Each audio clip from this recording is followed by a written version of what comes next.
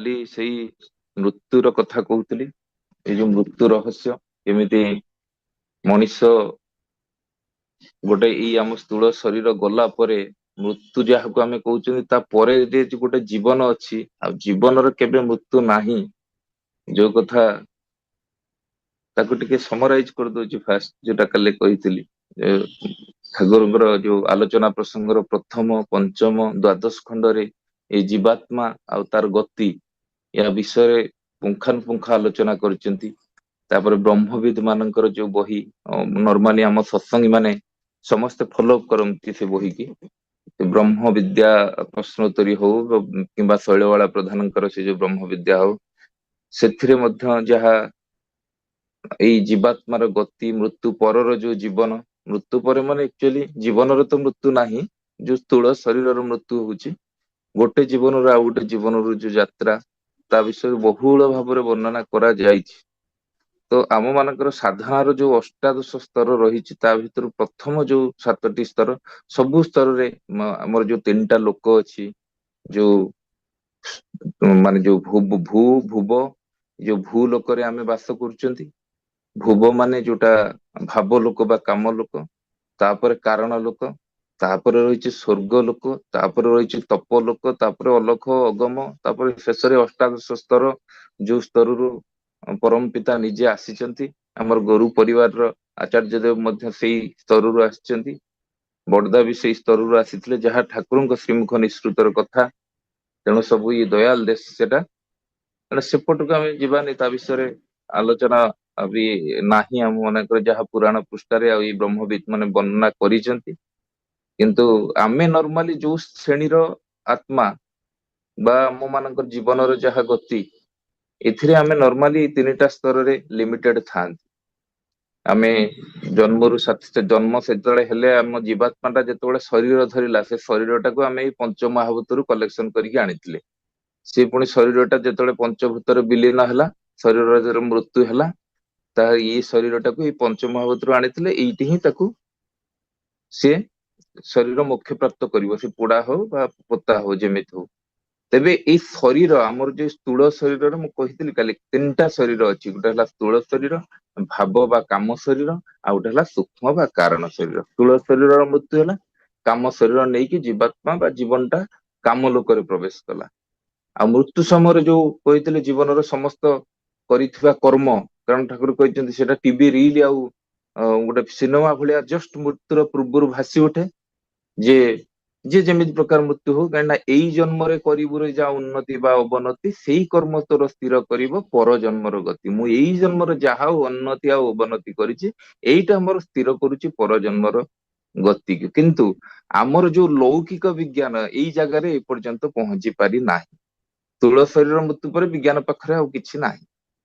ଯୋଉ କଥା ଠାକୁର କହିଛନ୍ତି, ମୃତ୍ୟୁ କାଳେ ଯେ ଭାବ ଧରି ଛାଡେ ଶରୀର ଯାଏ ଜୀବନ, ଜନ୍ମେ ପୁଣି ସେଇ ସ୍ଥାନେ ସେଇ ଭାବର ପଥ ପାଏ ଯତନ। ତେଣୁ ମୃତ୍ୟୁ ସମୟରେ ମୋର ଏଇ ଯୋଉ ନାମ ଟା କେମିତି ପ୍ରୋମିନେଣ୍ଟ ରହିବ, ସେ କଥା ବି କହିଛି। ଯେ ଶ୍ରୀକୃଷ୍ଣ ଯୋଉ ଅର୍ଜୁନକୁ କହିଥିଲେ, କୌନ୍ତେୟ ପ୍ରତିଜାନେ ନମେ ଭତ ପଣିସତି, ସେଇ ଯୋଉ ଅଭ୍ୟାସ ଯୋଗର କଥା, ଗୋଟେ ପ୍ରାକ୍ଟିସ କେମିତି ଆମକୁ ଭୁଲିବାକୁ ଦିଏ ନା। ଆମେ ଯଦି ପ୍ରାକ୍ଟିସ କରିବା, ଅଭ୍ୟାସ ଯୋଗ କରିବା, ନାମ ଆମକୁ ପାଇ ବସିବ। ଆମେ ଅନକସସ୍ ଥିଲେ ବି ମୃତ୍ୟୁ ସମୟରେ ସବକସସ୍ ମାଇଣ୍ଡରେ ନାମ ଟା ଚାଲୁଥିବ। ତେଣୁ ଏ ନାମ ସମୟରେ ଯେହେତୁ ମୋ ଭାବ ଟା ପ୍ରୋମିନେଣ୍ଟ ରହିବ, ତେଣୁ ପରମ ପିତା ଆମକୁ ମାନେ ଗୋଟେ ସ୍ନିଗ୍ଧ ଆଲୋକ ଶିଖା ଧରିକି ଆମକୁ କାଢି ନେଇଯିବେ ରାସ୍ତା। ଆମର କର୍ମ ଅନୁସାରେ ଯୋଉ ସ୍ତରରେ ଆମେ ରହିବା କଥା କାମ ଲୋକରେ, ସେଇ ସ୍ତରକୁ ନେଇଯିବେ। ପୁଣି କାମ ଲୋକରେ କାମ ଶରୀରର ମୃତ୍ୟୁ ହବ, ସେ ପୁଣି କାରଣ ଲୋକକୁ ଯିବ। କାରଣ ଲୋକ ପରେ ଯୋଉ ସ୍ଵର୍ଗ ଲୋକ ଅଛି, ସେଠି ଏତେ ସହଜରେ ଆମ ମାନଙ୍କର ଗତି ପ୍ରାୟ ନାହିଁ। ଆମ ମାନଙ୍କର ଗତି ମାନେ ପୃଥିବୀ ପୃଷ୍ଠରେ ଯୋଉ ବର୍ତ୍ତମାନ କଣ୍ଡିସନ, ଏଠି ସମସ୍ତେ ନିଜ ସ୍ୱାର୍ଥ ପାଇଁ ବ୍ୟସ୍ତ। କାହାର ସମାଜ ଜୀବନ ବା ମାନବ ଜୀବନ ପାଇଁ ଡେଡିକେସନ ସେମିତି କିଛି ନାହିଁ। ବହୁ ଉଚ୍ଚ ଧରଣର ସାଧକ ସେଠି କାରଣ ଲୋକକୁ ଯାଆନ୍ତି। ତାପରେ ତପ ଲୋକ କଥା ଅଛି। ତେବେ ଯାହା ହଉ, ଏଇ ଯୋଉ ମୃତ୍ୟୁ ଶରୀରର ହୁଏ, ଜୀବନର ନୁହେଁ। ଆମର ପ୍ରକୃତ ସ୍ୱରୂପ ଟା କଣ? ଆକ୍ଚୁଆଲି ଆମର ସ୍ୱରୂପ ଟାକୁ ଆମକୁ ଖୁବ ସହଜ ସରଳ ଭାବରେ ଆମକୁ ଠାକୁର ପ୍ରତ୍ୟେକ ଦିନ ଦୀକ୍ଷାର ଏଇ ଯୋଉ ପ୍ରଥମ କଥାଟା, ଅଟୋ ସଜେସନ ବା ସ୍ୱତ ଅନୁଜ୍ଞା ଦ୍ଵାରା ଆମକୁ ପ୍ରତ୍ୟେକ ଦିନ ଖୁବ ସହଜ ସରଳ ଭାବରେ ଆମ ସ୍ୱରୂପ ବିଷୟରେ ଆମକୁ ସେ ଜଣେଇ ଦଉଛନ୍ତି। ଯେ ମୁଁ ଅକ୍ରୋଧି ଠାରୁ ଆରମ୍ଭ କରିକି ଆମେ ଯୋଉ ଦିଟା ୱାର୍ଡ ଆଉ କହୁଛନ୍ତି ଯେ ମୁଁ ଅଜର ମୁଁ ଅମର, ଆକ୍ଚୁଆଲି ଏଇ ହଉଛି ଆମର ପ୍ରକୃତ ସ୍ୱରୂପ। ସ୍ୱସ୍ତେନ ସେଇ କଥା ବି ସେ କହିଛନ୍ତି, ଦିଅ ମତେ ସ୍ମୃତି ଭାଇ ଅନନ୍ତ ସ୍ମୃତି ଭାଇ ଚେତନା ଶକ୍ତି। ଏଇ ସ୍ମୃତି ଭାଇ ଚେତନାଟାକୁ ମାନେ ଜାଗ୍ରତ କରିବା ପାଇଁ ହିଁ ଆମର ଜନ୍ମ। ଯୋଉଦିନ ଏଇ ସ୍ମୃତି ଭାଇ ଚେତନା ଜାଗ୍ରତ ହେଇଯିବ, ଆମେ ଆମର ପୂର୍ବ ଜନ୍ମର ସବୁ କିଛିକୁ ଦେଖିପାରିବା, ଆଉ ସେତେବେଳେ ଆଉ ମୃତ୍ୟୁ ରହିବନି। ଯେତେବେଳେ ଏଇଟା ଜାଗି ଉଠିବ, ସେତେବେଳେ ଆମେ ମୃତ୍ୟୁକୁ ଜୟ କରିଯିବା। ଯୋଉ କଥା କାଲି କହୁଥିଲି ନଚିକେତାର ମାନେ ଉପାଖ୍ୟାନ ଟା ଦେଇଥିଲି, ତ ଯାହା ବି ହଉ, ଆମେ ଅନେକ ସମୟରେ କୁହନ୍ତି ଯେ ମରିଗଲା ତ ସରିଗଲା, ଆଉ କିଛି ନାହିଁ, କିନ୍ତୁ ଆକ୍ଚୁଆଲି ତା ନୁହେଁ। ମାନେ ଯୋଉ ଶରୀରଟାର ମୃତ୍ୟୁ ହେଲା, ମୃତ୍ୟୁ ହେଲା ମାନେ ଗୋଟେ ଉନ୍ନତ ଜୀବନ ଆରମ୍ଭ ହୁଏ, ଏଟା ଠିକ ଅଛି, କିନ୍ତୁ ଡ୍ରେସ ବଦଳେଇଲା କୁମର ଖାଲି ଗୋଟେ ଶରୀରକୁ ଆଉ ଗୋଟେ ଶରୀରକୁ ପୁଣି ଯାତ୍ରା। ମୋର ମାନେ ଗୋଟେ ଜୀବନରୁ ଆଉ ଗୋଟେ ଉନ୍ନତ ଜୀବନକୁ ରାସ୍ତା, ଯଦି ମୁଁ ଠିକ ଠାକ କାମ କରିଥିବି। କାରଣ ଯୋଉ କର୍ମ ମୁଁ ଇହ ଜନ୍ମରେ କରିବି, ସେଇଟା ମୋର ପର ଜନ୍ମର ଗତିଟାକୁ ନିର୍ଦ୍ଧାରଣ କରିବ। ଠାକୁର ଏଇ କଥା କେଷ୍ଟଦାଙ୍କୁ ଦିନପଞ୍ଜିରେ କହିଥିଲେ। କେଷ୍ଟଦା ଯେତେବେଳେ ତାଙ୍କୁ ଏଇ କ୍ୱେଶ୍ଚନ କରିଥିଲେ ଯେ ଭକ୍ତର ମୃତ୍ୟୁ ନାହିଁ କଣ, ଆଉ ଅନେକ ଜାଗାରେ ଠାକୁର ଯୋଉ ମୃତ୍ୟୁକୁ ଜୟ କରିବାର କଥା କହିଛନ୍ତି, ସେ କହିଥିଲେ ଏଇ ଯୋଉ ଟିନର ଅଫ ଲାଇଫ, ଯୋଉ ଜୀବନର ଯାତ୍ରାଟାକୁ ତମକୁ ଯଦି ଠିକ ରଖିବାକୁ ହବ, ଯେମିତି ଭାବରେ ଗୋଟେ ଜୀବନରୁ ଯେତେବେଳେ ଆଉ ଗୋଟେ ଜୀବନକୁ ଯାଉଛି, ସେ ଯେତେବେଳେ ଗୋଟେ ଉନ୍ନତ ଜୀବନ ଲାଭ କରୁଛି, ସେଇଟାକୁ ଠିକ ରଖିବାକୁ ହବ। ଛୁଇଁବେ ନାହିଁ ତତେ ବୋଲିବେ ମୋଡା, ଛଖଣ୍ଡି କାଠ ହବ ତୋ ପାଇଁ ଲୋଡା। ତ ଏଇ ଯୋଉ କଥା ମରିଗଲେ ସରିଯିବ, ଆମେ ତା ମରିଗଲା ତ ସରିଗଲା ନା, ସେମିତି ନୁହେଁ। କିଏ କହେ ତୁ ସବୁ ଛାଡିଯିବୁ, ମରଣ ତତେ ଯେବେ ଧରିବ, ଯାହା ତୁ କରିଛୁ, ଯାହା କରିଥିବୁ, ମରଣରେ ତତେ ନବାକୁ ହବ। ଆମ ସାଙ୍ଗରେ କେବେ ଗୋଲ୍ଡ ମେଡାଲ ଯିବନି, ଡିଗ୍ରୀ ଯିବନି, କି ମାନେ ଯୋଉ ଆୱାର୍ଡ ରିୱାର୍ଡ ସବୁ ପାଇଛନ୍ତି ସମାଜର, ଯାହା ଯାହା କର୍ମ କରିକି, ସେଗୁଡାକ ବି ଆମ ସାଥିରେ ଯିବନି। କି ଘର ବାଡି ବି ଯିବନି। ବହୁତ ପ୍ରକାର ଘର ବାଡି ମେଟେରିଆଲିଷ୍ଟିକ ଦୁନିଆରେ ଆମେ ଯାହା ଡେଭଲପମେଣ୍ଟ କରିଛନ୍ତି, ସେଗୁଡାକ ଯିବନି। କଣ ଯିବ ନା, ଯିବ ମୋ କର୍ମ, ଯୋଉଟା ମୋର ପରକାଳର ମୋ ଗତିଟାକୁ ସ୍ଥିର କରିବ। ଘର ଦ୍ୱାର ବାଡି କୋଠା ଇଏ ସବୁ ଏଇଠି ପଡିକି ରହିବ। ଆଉ ମୋର ଯିଏ ସହଧର୍ମିଣୀ ଆସିଥିଲା, ମୋ ସ୍ତ୍ରୀ, ଏ ତ ଭାଗବତର କଥା, ଏ ବହୁ ପ୍ରବଚନ ବି ହଉଛି, ଏଟାକୁ ସମସ୍ତେ ଶୁଣିଥିବେ। ସ୍ତ୍ରୀ ବା ସହଧର୍ମିଣୀ, ଇଏ କନ୍ଦାକଟା କରିକି ଦୁଆର ଯୋଉ କହନ୍ତି ଘର ଦ୍ୱାର ପର୍ଯ୍ୟନ୍ତ ଯିବ। ନୈନଂ ଛିଦନ୍ତି ଶସ୍ତ୍ରାଣୀ ନୈନଂ ଦହତି ପାବକ, ନ ଚୈନଂ କ୍ଲେଦୟନ୍ତାପେ ନ ଶୋଷୟତି ମାରୁତ। ଦେଖିବେ ଯୋଉମାନଙ୍କର ମୃତ୍ୟୁ ହେଇଯାଏ, 11 ଦିନ 10 ଦିନର କାର୍ଡ ଛପେଇଥାନ୍ତି, ସେସବୁ ଏଇ ୱାର୍ଡିଂ ଟା ଉପରେ ଦେଇଥାନ୍ତି, ମାନେ ଆତ୍ମାଟା ଅମର, ତାକୁ ଶସ୍ତ୍ର ଛିନ୍ଦକ ମାନେ ମାରି ପାରିବନି। ଆଉ ସେ କୌଣସି ମତେ ତାର ପବନରେ ବି ସେ କ୍ଷମତା ନାହିଁ, କିମ୍ବା କୋଉଥିରେ ଅସ୍ତ୍ର ଶସ୍ତ୍ର କୋଉଥିରେ କ୍ଷମତା ନାହିଁ। ସେ ଆତ୍ମା ହଉଛି ଅମର। ତେବେ ଯାହା ହଉ, ଆମର ଏଇ କଥା, ଯୋଉ ସ୍ତ୍ରୀଟା ଯିବ ଗୃହ ପର୍ଯ୍ୟନ୍ତ, ମୋର ଯେ ଆତ୍ମୀୟ ସ୍ୱଜନ ଯିବେ, ଏମାନେ ସବାଧାରରେ ଶ୍ମଶାନ ପର୍ଯ୍ୟନ୍ତ ଯିବା। ଆଉ ମୋର ଯୋଉ ଦେହ, ଯାହାକୁ ନେଇକି ମୁଁ ଅନେକ ଗର୍ବ କରେ, ଅନେକ ପାଗଳାମି କରିଛି, ଆଉ ଅନେକ ମାଙ୍କଡାମି ମଧ୍ୟ ଏଠି କରିଛି, ବହୁ ଗର୍ବ ଆଉ ଅହଙ୍କାରରେ ଫାଟି ପଡିଛି। ସେଇଟା ଯିବ କୋଉଠିକି ନା, ଚିତାକୁ।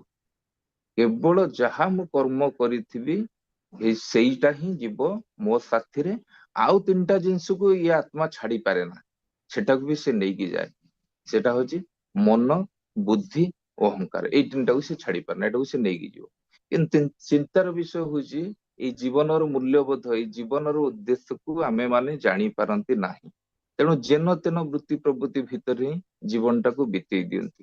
ଯୋଉ କଥା ଅଛି, ଏଟା ବୋଧେ ମଧୁସୂଦନ କିମ୍ବା ହଁ, ଜୀବନରୁ ଅଧେ ଗଲା ଶୋଇ ଶୋଇ, ଯୌବନ ଗଲା ସ୍ତ୍ରୀ ସଙ୍ଗେ ପାହି, ଜରା ଶୈଶବେ କଟିଲା କେତେ, ଆଉ ବେଳ କାହିଁ ଭଜିବି ତତେ।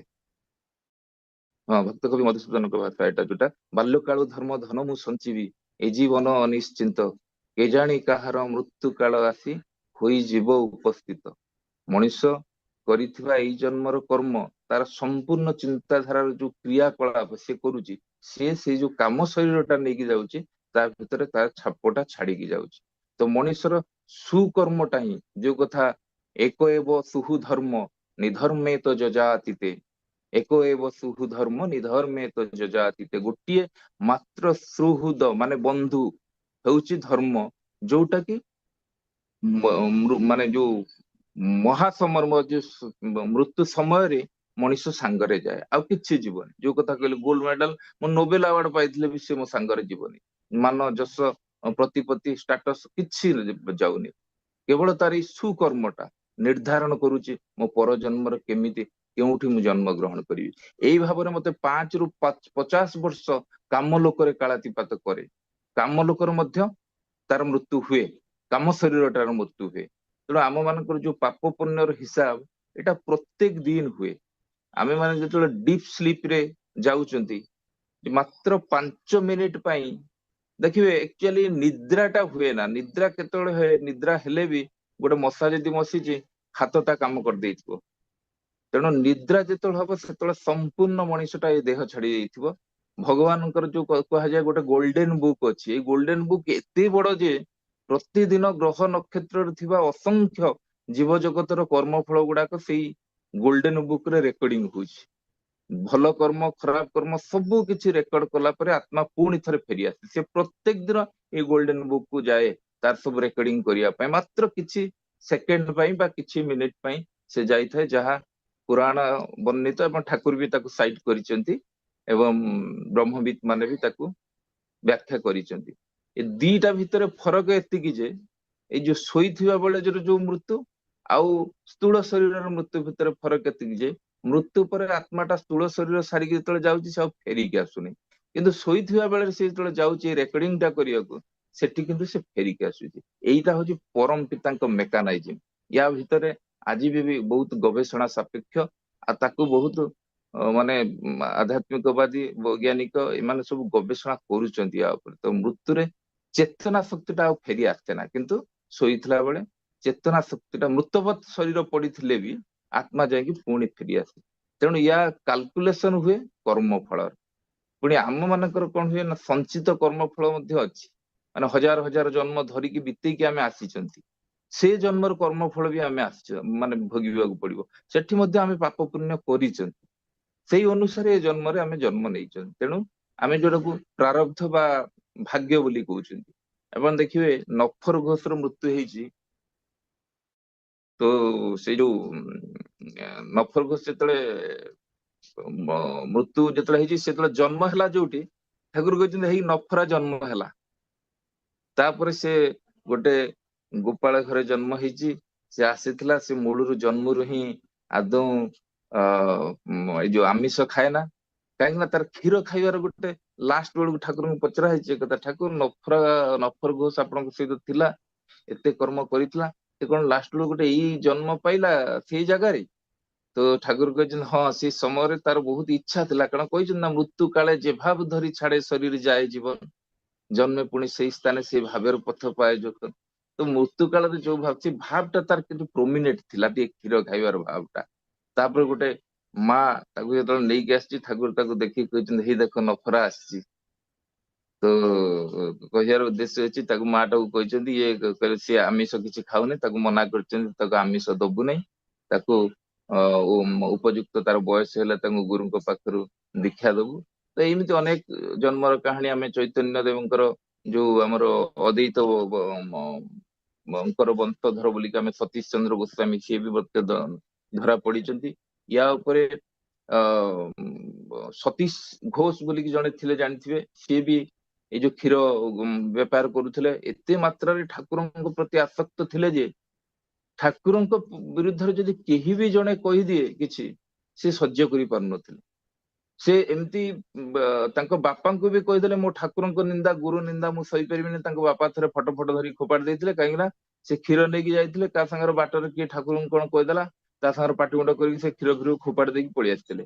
ଯାହା ଫଳରେ ତାଙ୍କ ବାପା ତାଙ୍କୁ ଉଲ୍ଟା ପୁଲ୍ଟା କରି ଗାଳି ଦେଇକି ଠାକୁରଙ୍କ ଫଟୋକୁ ଫୋପାଡି ଦେଇଥିଲେ। କିନ୍ତୁ ଠାକୁରଙ୍କ ସେ କହିଲେ ଯେ ମୁଁ ଗୁରୁ ନିନ୍ଦା ସହିପାରିବିନି, ତେଣୁ ଏଇ ମୋର ଈଶ୍ୱର ଯଦି ସତ୍ୟ, ମୋ ଗୁରୁ ଯଦି ସତ୍ୟ, ତାହେଲେ ଆଜି ରାତିରେ ହିଁ ତୁମର ସର୍ପ ଦଂଶନର ମୃତ୍ୟୁ ହବ। ଆଉ ସେଇଆ ହିଁ ହେଇଥିଲା। ଯେହେତୁ ବହୁତ ନିଷ୍ଠା ପର ଥିଲେ, ତେଣୁ କହନ୍ତି ଜଣେ ଜଣେ ସ୍ୱସ୍ତେନି, ତାଙ୍କ ସେମାନେ ବାକ୍ସିଦ୍ଧ ହେଇଯାଆନ୍ତି ଯେତେବେଳେ ସେମାନଙ୍କ ସାଧନା ସେଇ ଲେବୁଲକୁ ଯାଏ। ତେଣୁ ଏଇ ବାକ୍ସିଦ୍ଧ ଅନୁସାରେ ତାଙ୍କର ପିତାଙ୍କର ମୃତ୍ୟୁ ହେଇଥିଲା। ଶେଷରେ ଲାଷ୍ଟକୁ ସେ ନିଜେ ବି ନିଜର ମୃତ୍ୟୁ ଟାକୁ ଚାହିଁଛନ୍ତି। ସିଏ ଯେତେବେଳେ ଠାକୁର ବସିଛନ୍ତି ଗୋଟେ ଜାଗାରେ ନିରୀକ୍ଷଣ କରିକି ଅନେଇଛନ୍ତି ଗଛଟାକୁ, ସେଠି ସମସ୍ତେ ପଚାରୁଛନ୍ତି, କହୁଛନ୍ତି ଏଇ ଯେ ଯତୀନ ବୁଲୁଛି, ମୁଁ କିନ୍ତୁ ତାକୁ କ୍ଷମା ନା ମତେ ସେ ଜନ୍ମ ଦବା ପାଇଁ ବହୁତ ମିନତି କରୁଛି, କିନ୍ତୁ ମୁଁ ତାକୁ ଜନ୍ମ ଦେଇ ପାରୁନାହିଁ। ଅନନ୍ତ ମହାରାଜ ସେଠି ପାଖରେ ଥିଲେ, ସେ କହିଲେ ନା ମୁଁ ତ କାହିଁ ଦେଖିପାରୁନି। ଠାକୁର କହିଲେ ଜୋର ନାମ କର, ଜୋର ନାମ କର, ତୁ ତାକୁ ଦେଖିପାରିବୁ। ତ ଅସଲ ହେଲା ଆମ ମାନଙ୍କର ଏଇ ଯୋଉ କର୍ମ, ସେ ଯେତେ ବଡ ଭକ୍ତ ହଉ ତା ଜୀବନରେ ଯଦି ସାମାନ୍ୟ ଭୁଲ କର୍ମ ଟିକେ ହେଇଯାଉଛି, ଦେଖନ୍ତୁ ଯତୀନ ଘୋଷ ଭଳିଆ ଭକ୍ତ, ଠାକୁର କହିଛନ୍ତି ମୋ ଜୀବନୀ ରେଖା ହେଲେ ଯତୀନ ଘୋଷର କଥାଟା ବି ମୋ ଜୀବନର ନ ରହିଲେ ଅଧୁରା ରହିଯିବ। ସ୍ୱୟଂ ପରମ ପିତା ଏଇ କଥା ନିଜ ଶ୍ରୀମୁଖରୁ କହିଦେଇଛନ୍ତି। ସେ ଭକ୍ତ କେମିତି ଜୀବନର ମାନେ ଏଇ ଯୋଉ ସାମାନ୍ୟ ଭୁଲ ପାଇଁ କି ଅଶାନ୍ତି ଭିତରେ ତା ଆତ୍ମାଟା ଡହ ଡହ ହଉଥିଲା, ତାକୁ ବି ଠାକୁର ଜନ୍ମ ଦେଇ ପାରୁନାହାନ୍ତି। କାହିଁକି ନା ବିଧି କି ସେ ନେଇକି ଆସିଛନ୍ତି। ସେ ହେଲେ ମାନେ ବିଶ୍ଵ ଅଧିନାୟକ, ବିଧି ବିଧାୟକ। ତେଣୁ ବିଧି ଗୋଟେ ହାତରେ, ଆଉ ଗୋଟେ ହାତରେ ଦୟା। ବିଧିଟାକୁ ସେ କୌଣସି ମତେ ବାଦ କରିଦେଇ ପାରିବେନି। ୟା ବିଧିର ଯୋଉ ମେକାନାଇଜିମରେ ଯୋଉ ଜିନିଷ ନାହିଁ, ସେଇ ଜିନିଷଟା କରିପାରିବେ ନାହିଁ। କୁହାଯାଏ ଆମେ ଯେତେ ମାନେ ଦମ୍ଭ ଦର୍ପ ଅହଙ୍କାରରେ ମତ୍ତ ହେଇକି ଥିଲେ ବି ଜୀବନର ଉଦ୍ଦେଶ୍ୟ ଆମକୁ ଜଣା ନାହିଁ। ଆମେ ଯେତେ ମହାନ ବିଦ୍ୟାଧର ହୁଅନ୍ତୁ, ସବୁ ଜ୍ଞାନ ତୋର କୁହାଯାଏ ବ୍ୟର୍ଥ ହେଲା, ନହେଲେ ଚେତନ ଜାତି ସ୍ମର ହ ନା ତୁ ଯେତେ ମହାନ ବିଦ୍ୟାଧର। ଆମେ ଆସିଛନ୍ତି ସେଇ ଅନନ୍ତ ସ୍ମୃତି ବାହୀ ଚେତନାର ଅଧିକାରୀ ହବା ପାଇଁ। ମୁଁ ଆସିଛି ସେଇ ଜାତି ସ୍ମର ହବା ପାଇଁ। ଆଉ ଏଇଟା ଯେତେବେଳେ ଜାଗିଯିବ, ମୋ ପାଖରେ ମୃତ୍ୟୁ ଆଉ ରହିବ ନାହିଁ। ଯୋଉ କଥା କହିଛନ୍ତି ସେ ଅମୃତର ସନ୍ତାନ ତୁମେ, ସେଇ ମୃତ୍ୟୁ ହେଲା ମାନେ ମାନେ ନାହିଁ, ମୃତ୍ୟୁ ମାନେ ମୃତ୍ୟୁ, ମୃତ୍ୟୁ ଯାହାର ନାହିଁ ସେ ହେଲେ ଅମୃତର ସନ୍ତାନ। ତେଣୁ ସେ ସବୁବେଳେ ଏଇ ମୃତ୍ୟୁ ଚାହିଁଛନ୍ତି। ସେଥିପାଇଁ ସେ ଚେତନାର ଜାଗରଣ କଥା କହିଛନ୍ତି।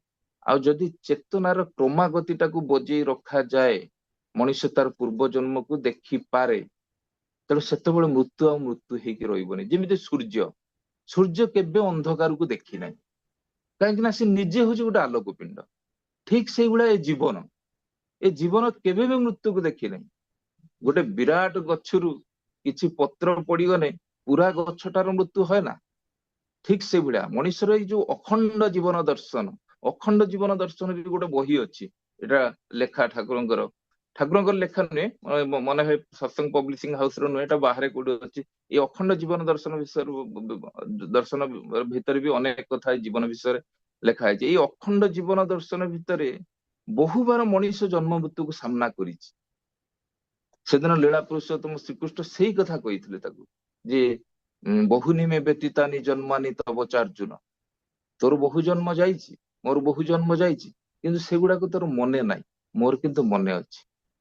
ତ ଏଥିରୁ ଗୋଟେ କଥା ସ୍ପଷ୍ଟ, ଈଶ୍ୱରଙ୍କ ଠାରେ ବା ପରଲୋକରେ ବିଶ୍ୱାସ ନ ରହିଲେ ମଣିଷଟା ବିବର୍ତ୍ତନ ପଥରେ ବେଶୀ ଦୂର ଆଗକୁ ଯାଇପାରିବନି। ଜୀବନ ଗତିଶୀଳ, ଜୀବନ ଥିଲା, ଜୀବନ ଅଛି, ଜୀବନ ରହିବ। ଜନ୍ମରୁ ଆରମ୍ଭରେ ଜୀବନର ଆରମ୍ଭ ହଉନି କିମ୍ବା ମୃତ୍ୟୁର ଶେଷ ହୁଏନି। ଏଇଟା କାଲି ମୁଁ ଅଲରେଡି କହିଛି। କେମିତି ଆମେ ରେପ୍ଟାଇଲ ଫର୍ମ, କେମିତି ବିବର୍ତ୍ତିତ ହେଇ ହେଇ ଆମେ ଆସିକି ମଣିଷ ଜନ୍ମରେ ପହଞ୍ଚିଛନ୍ତି, ଆଉ ଏ ରୂପ ବି ଆମର ବଦଳିବ। ତ ଜୀବନର ଲକ୍ଷ୍ୟ ହେଲା ସେ, କିନ୍ତୁ ଶେଷରେ ସେଇ ପରମାତ୍ମାଙ୍କ ସହିତ ମିଳିତ ହେବା।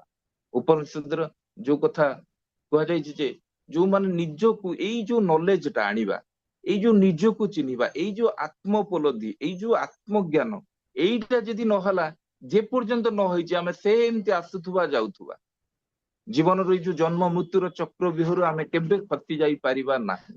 ତେଣୁ ଏଇ ଯୋଉ ନିଜକୁ ଯିଏ ଚିହ୍ନି ପାରନ୍ତି ନାହିଁ, ତାଙ୍କୁ କୁହାଯାଏ ଆତ୍ମହନନକାରୀ।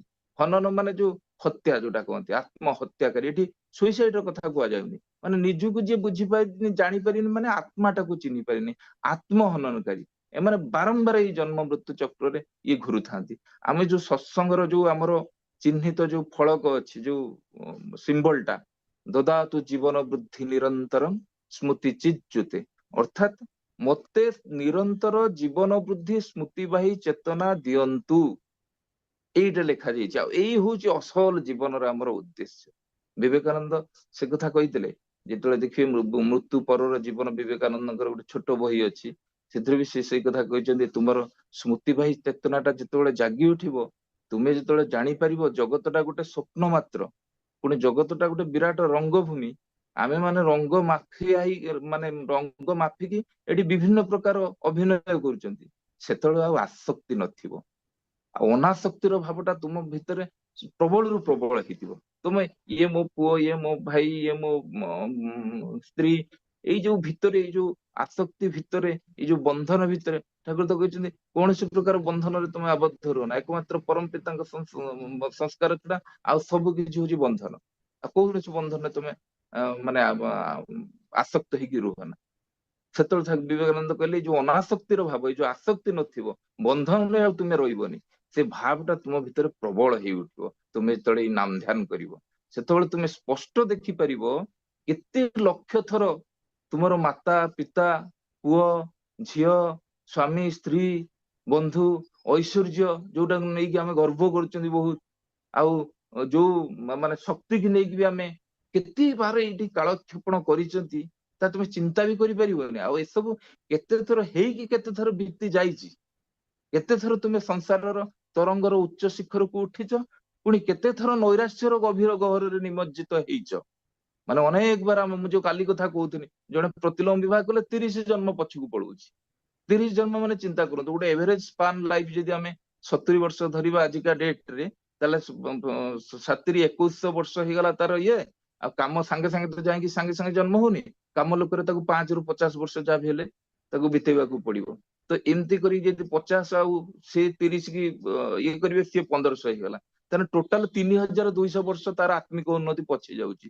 ଏମିତି ଗୋଟେ କର୍ମ କଲା, ସେ ଈଶ୍ୱରଙ୍କ ଠାରୁ 3200 ବର୍ଷ ପଛେଇ ଗଲା। ତା ଆତ୍ମିକ ଉନ୍ନତି ହବା ପାଇଁ 3200 ବର୍ଷ ଆଉ ଲାଗିଯିବ। ତେଣୁ ଏଇ ଯୋଉ ଜିନିଷଟା ଯୋଉମାନେ ଅଦୀକ୍ଷିତ, ସେମାନେ କେମିତି ଜାଣିବେ? ତେଣୁ ପ୍ରଥମେ ସେଇ ପ୍ରବୃତ୍ତି ଯାହା ଯିଏ ବଶୀଭୂତ, ଯିଏ ପ୍ରବୃତ୍ତିର ବହୁ ଊର୍ଦ୍ଧ୍ୱରେ, ବୃତ୍ତି ପ୍ରବୃତ୍ତିର ବହୁ ଊର୍ଦ୍ଧ୍ୱରେ, ତାଙ୍କୁ ନ ଧରିଲେ ଜୀବନର ଅସଲ ଆତ୍ମଜ୍ଞାନ ଆମର କେବେ ହବ ନାହିଁ। କେନ୍ଦ୍ରରେ ଯଦି କେନ୍ଦ୍ର ପୁରୁଷ ନ ରହିବେ, ଗାଇଡ ନ ରହିବେ, ତାହେଲେ ଜୀବନ କଣ ମୁଁ ଆଦୌ ଜାଣିପାରିବି ନାହିଁ। ଠାକୁର ସେଇ ବିବେକାନନ୍ଦ ସେଇ କଥା କହିଛନ୍ତି, ଯେତେବେଳେ ତମ ସ୍ମୃତିରେ ଏଇ କଥା ଗୁଡାକ ଯେତେବେଳେ ଭାସି ଉଠିବ, ସେତେବେଳେ ତୁମେ ବୀର ପରିକା ଛିଡା ହବ। ଆଉ ଜଗତ ଯେତେବେଳେ ତୁମକୁ ଭ୍ରୁ ଭଙ୍ଗୀ କରିବ, ସେତେବେଳେ ତୁମେ ହସୁଥିବ।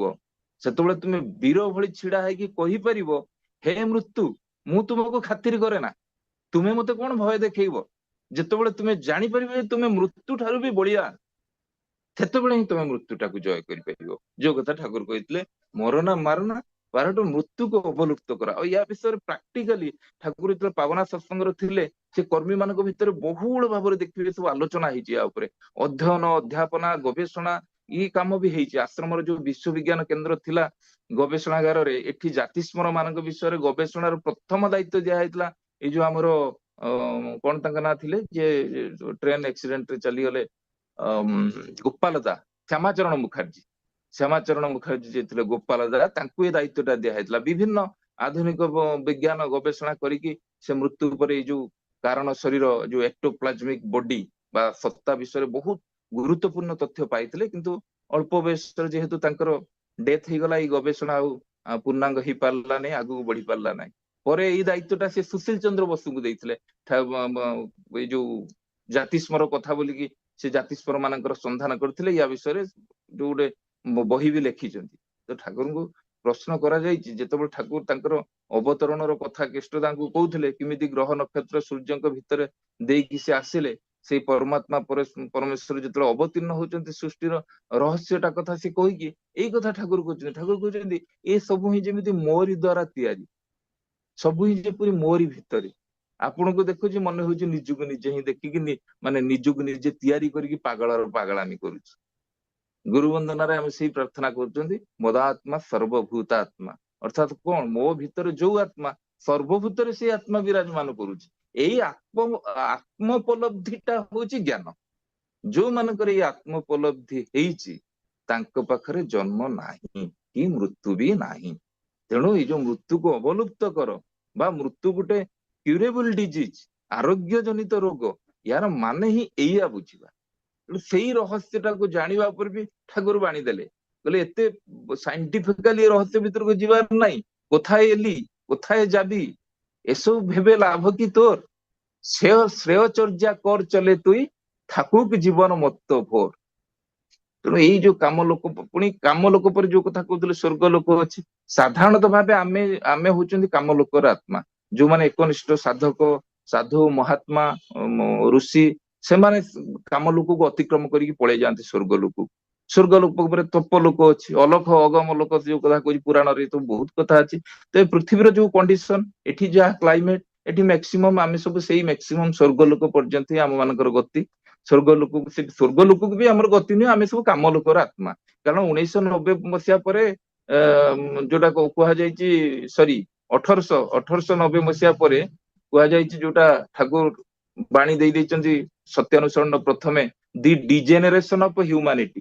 ଓଡିଆରେ କହିଲେ ବୁଝି ହବନି, ତାକୁ ଇଂଲିଶ ରେ କହିଲେ ବୁଝି ହବ ଯେ ମାନବିକତାର ଯୋଉ ଜେନେଟିକାଲି ଡାଉନଫଲ ହେଇଛି 1900 ପରେ, 1890 ରୁ 1900, ଏଇ ଯୋଉ ପିରିୟଡ ପରେ ଆଉ ଭଲ ଲୋକ କେହି ଜନ୍ମ ହଉନାହାନ୍ତି। ତେଣୁ ସେ କାରଣ ଲୋକର ଆତ୍ମା କେମିତି ହେବେ? ସବୁ ଆମେ ଏଇ କାମ ଲୋକର ଆତ୍ମା। କାରଣ ଦେଶ କାଳ ୟା ଆମର ଗୋଟେ ସମାଜ ପ୍ରତି ମାନେ କମ୍ପ୍ଲିଟ ଡେଡିକେସନ ନାହିଁ। ଏଇ କମ୍ପ୍ଲିଟ ଡେଡିକେସନ ନେଇକି ଆସୁଥିବା ଲୋକ କେଇ ଜଣ? ତେଣୁ ସ୍ୱର୍ଗ ଲୋକରୁ ଏକନିଷ୍ଠ ସାଧକ, ବୈଜ୍ଞାନିକ, ଗବେଷକ, ଜୀବନ ସାରା ଗୋଟେ ଗୋଟେ ଆସ୍ପେକ୍ଟରେ ଯୋଉମାନେ ଡେଡିକେଟେଡଲି ସାଧନା କରିଛନ୍ତି, ତାଙ୍କର ସ୍ଥାନ ହଉଛି ଏଇ ଯୋଉ ଚତୁର୍ଥ ଲୋକ, ଯୋଉ ସ୍ୱର୍ଗ ଲୋକ। ଆମେ ଯୋଉ ପରିରାଇଜର କାହାଣୀ କଥା ଶୁଣିଛେ, ଯାହାକୁ ଆମେ ଏଞ୍ଜେଲ ବୋଲି କୁହାଯାଏ, ସେମାନେ ବି ଏଇ ସ୍ୱର୍ଗ ଲୋକର ଆତ୍ମା। ଯୋଉ ବହୁତ ବଡ ବଡ ମ୍ୟୁଜିସିଆନ, ଯୋଉ କାଲି କହୁଥିଲି, ଯୋଉ ଅରା ଶରୀର ବିବେକାନନ୍ଦଙ୍କ ଭଳି ଆତ୍ମା, ସେମାନେ ସେଇ ଅଲଖ ଅଗମ ଲୋକର ଆତ୍ମା। ତ ତାଙ୍କ ଅରା ଶରୀରର ପ୍ରଭାବ ଟା କିଲୋମିଟର ପର୍ଯ୍ୟନ୍ତ ବ୍ୟାପ୍ତ। ଏଇ ଯୋଉ ଦାର୍ଶନିକ ବା ସମର୍ପିତ ଜୀବନ ଯୋଉମାନଙ୍କର ଅଛି, ଏଇ ଲୋକରେ କଣ ହୁଏ, ସ୍ୱର୍ଗ ଲୋକରେ ପରି, ଅପ୍ସରା, ଗନ୍ଧର୍ବ ମାନେ ବି ଥାଆନ୍ତି। ଏମାନେ ମଧ୍ୟ ଅନେକ କଥା ଶିକ୍ଷା ଦିଅନ୍ତି, ଏକଥା ବି ଠାକୁର କହିଛନ୍ତି। କିଛି ଅଦୃଶ୍ୟ ସାଧକ ମଧ୍ୟ ଏମାନେ କିଛି ଶିକ୍ଷା ଦିଅନ୍ତି, ଯେମିତି ସଙ୍ଗୀତ, ନୃତ୍ୟ, କଳା, ଏଠୁ ବି ସେମାନେ ଶିକ୍ଷା ପାଇକି ଆସନ୍ତି। ସେଥିପାଇଁ ଦେଖିବେ ଜଣେ ଜଣେ ଜନ୍ମରୁ ସେମାନେ ସେଇ କଳା ନେଇକି ଆସିଛନ୍ତି। ତାମାନେ ସେଇ ଲୋକରେ ସେମାନଙ୍କୁ ଅନେକ କିଛି ଶିକ୍ଷା ଦିଆହେଇଛି। ତ ଆମେ ଯେହେତୁ ଭୂ ଲୋକରେ ରହୁଛନ୍ତି, ଯୋଉ ପୃଥିବୀର ଯୋଉ କଣ୍ଡିସନ, 1970-80 ଆପଣ ଯଦି ଯିବେ, ଯାହା ଲେଖା ଯାଇଛି, ଯାହା ଶୁଣା ଯାଇଛି, ଆମ ମାନଙ୍କର ତ ଜନ୍ମ ହେଇନଥିଲା, ତ ବୋଧେ ଲୋକ କିଛି ପୁରାଣ ପ୍ରବଚନ ଏସବୁ ଶୁଣୁଥିଲେ। କିନ୍ତୁ ବର୍ତ୍ତମାନ ମଣିଷ ଦୁରାଚାରୀ, ପାପାତ୍ମା ହେଇଯାଇଛି। ଆମେ ମାନେ ଭଗବାନ ଠାକୁରଙ୍କୁ ଗ୍ରହଣ କରିକି ଆମେ ମାନେ ଭାଗ୍ୟବାନ ଜାଣିବା ଦରକାର। ଆମ ମାନଙ୍କ ବାପା ମାଙ୍କୁ ସେଇ ମାନେ ବାପା ମାଙ୍କ ପାଖରେ ଆମେ ଚିର ଋଣୀ ହେଇଯାଇଛନ୍ତି। ଆମ ମାନେ କୋଉ ତାଙ୍କର ସେ ଧର୍ମ ବଳରେ ଠାକୁରଙ୍କୁ ଗ୍ରହଣ କରିକି ଆମେ ଫେରି ଯାଇଛନ୍ତି ସେଇ ମୁନି ଋଷି ମାନଙ୍କର ପରମ୍ପରାକୁ। ସକାଳୁ ଉଠିବା, ସକାଳୁ ଉଠିକି ମୁଁ ନିଜର ସ୍ୱରୂପ ବିଷୟରେ ମୁଁ ନିଜେ କହୁଛି, ମୁଁ ଅକ୍ରୋଧି, ମୁଁ ଅଜର, ମୁଁ ଅମର। ତାପରେ ପୁଣି ପ୍ରାର୍ଥନା, ଇଷ୍ଟପତି, ଏଇ ସବୁ ଭିତରେ ଆମେ ବ୍ୟାକ୍ କରିଛନ୍ତି ସେଇ ମୁନି ଋଷି ମାନଙ୍କର ପରମ୍ପରା ଭିତରକୁ, ସେଇ ଗୁରୁକୁଳ ଆଶ୍ରମକୁ। କେତେ ସହଜ ସରଳ ଭାବରେ ଆମକୁ ଠାକୁର ଧରେଇ ଦେଇଛନ୍ତି। ସତ୍ସଙ୍ଗରେ ଆମେ ନିୟମିତ କୋଉଠି ଭଜନ କୀର୍ତ୍ତନର ପରମ୍ପରା ଆଜ୍ଞା ଅଛି? ଆଉ ଏଠି ଦୁର୍ଗା ପୂଜାର ପୂଜା ହଉଛି, ଆପଣ ସେ ମେଲୋଡି ଆଉ ରେକର୍ଡ ଡ୍ୟାନ୍ସ ନ କଲେ ଲୋକ ସେଠି କେଇ ଜଣ ଯିବେ? ସେଠି ଯଦି ଆଜିକା ଡେଟ ରେ କେବଳ ଏଇ ଯୋଉ ଚଣ୍ଡୀ ପାଠ ହବ, କିମ୍ବା ଯୋଉ ଶ୍ଲୋକ ପାଠ ହବ, ଭାଗବତ ପାଠ ହବ, କିମ୍ବା କୀର୍ତ୍ତନ ହବ, ଭଜନ ହବ, ସେଠି ଦେଖିବେ 10ଟା ଲୋକ ରହିବେନି। ତେଣୁ ସତ୍ସଙ୍ଗ କଣ ଶିଖଉଛି? ତେଣୁ ଭାଗ୍ୟବାନ ଆମେ ମାନେ, ପରମ ଦୟାଳଙ୍କର ଯୋଉ ଦୟା, ବାସ୍ତବରେ ତାର ଅନ୍ତ ନାହିଁ, ସେ ଅନନ୍ତ। অনন্ত হয়েছ, ভালোই হয়েছ, থাকো তুমি অনন্ত পার, ধরা যদি দিত ফুরাইয়া দিত, তোমারে ধরিতে কেউ চাইতো না, পিছু পিছু ফুটি ধরিতে তোমারে, দূরে দূরে তুমি চলে যাও সরে, ফুরাবো না তুমি, ফুরাবো না আমি, দুজন রইব হয়ে একাକାର। ତେଣୁ ଏଇ ହଉଛି, ଆମକୁ ସେ ଏତେ ଦୟା କରିଛନ୍ତି, ଆମେ ତାଙ୍କ ପାଖରେ ବାସ୍ତବ ଭାବରେ ଋଣୀ ହେଇଯାଇଛନ୍ତି ଠାକୁରଙ୍କ ପାଖରେ। ତେଣୁ ଆସନ୍ତୁ, ସମୟ ଆଜି ହେଇଯାଇଛି, ଆଉ ଇଏ ମୃତ୍ୟୁ କଥା ତ ଯେତେ ଲମ୍ବେଇବେ ସେତେ ଲମ୍ବିକି ଯିବ, ୟାର ତ ଶେଷ ନାହିଁ। ଆହୁରି ଚରମ ଭାବରେ ତାକୁ ବିସ୍ତାର ବି କରାଯାଇପାରେ। ତ ଆମେ ଜୀବନର ଉଦ୍ଦେଶ୍ୟକୁ ଜାଣିବା। ଜୀବନର ଉଦ୍ଦେଶ୍ୟ ଯେ ପର୍ଯ୍ୟନ୍ତ ଆମେ ନ ଜାଣିଛନ୍ତି, ଆଉ ଏଇ ବିଶ୍ଵ ସ୍ରଷ୍ଟାଙ୍କର ସୃଷ୍ଟି, ଯୋଉ ମଣିଷ, ନର ନାରୀ, ଆବାଳ ବୃଦ୍ଧ ବନିତା, ଧନୀ ଗରିବ ଯେତେ ଅଛନ୍ତି, ଈଶ୍ୱର ତ ଲାଭ, ଈଶ୍ୱର ପ୍ରାପ୍ତିଟା ହଉଛି ଆମ ଜନ୍ମଗତ ଅଧିକାର। ଆଉ ଏଇଟା ଆମ ଜୀବନର ଚରମ ଉଦ୍ଦେଶ୍ୟ। ଶାସ୍ତ୍ରରେ ଅଛି ନା, ତମେ ମ୍ଲେଚ୍ଛ ହେଇକି ଆସିଛ, ବ୍ରହ୍ମତ୍ୱ ଲାଭ ହଉଛି ତମ ଜୀବନର ଅନ୍ତିମ ଗନ୍ତବ୍ୟ। ଆମେ ଆସିଛନ୍ତି ସେଇ ଈଶ୍ୱରଙ୍କ କଥା କହିବାକୁ, ସେ ଈଶ୍ୱରଙ୍କ କଥା ଶୁଣିବାକୁ, ସେ ଈଶ୍ୱରଙ୍କ କଥାକୁ ଶୁଣେଇବାକୁ। ତାହା ଯଦି ନ କରିପାରିବା, ଜୀବନ ଅଜଣା ରହିଯିବ, ଯନ୍ତ୍ରଣାମୟ ହେଇଯିବ, ଯିବା ବେଳେ କାନ୍ଦିକି ଯିବା, ପୁଣି ଆସିବାକୁ ହବ ଆଉ ଥରେ। ତେଣୁ ଆସନ୍ତୁ ସେଇ କଥାକୁ ପୁଣି ଦୋହରେଇବା, ପ୍ରଭୁ ପ୍ରଶ୍ନ ମୋର ଅସ୍ତ ଯାଉ, ଯୁକ୍ତି ଯାଉ ଅପସରି, ତୁମରି ଇଚ୍ଛା ପୂର୍ଣ୍ଣ କରିବି, ମରଣକୁ ସ୍ତବ୍ଧ କରି। ଜୟ ଗୁରୁ। ଜୟ ଗୁରୁ ଜୟ ଗୁରୁ।